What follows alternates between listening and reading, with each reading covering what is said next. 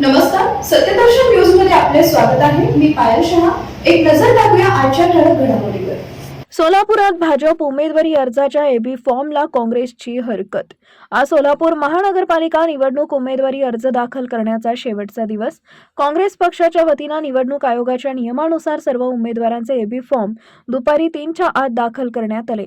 केवळ 15 मिनिटं असताना भाजपचे नेते व शहर अध्यक्ष यांचा मुख्य निवडणूक कार्यालयामध्ये एबी फॉर्म घेऊन आगमन झालं, परंतु एकूण 7 निवडणूक कार्यालयांमध्ये एबी फॉर्म दाखल करण्यास त्यांना वेळ झाला.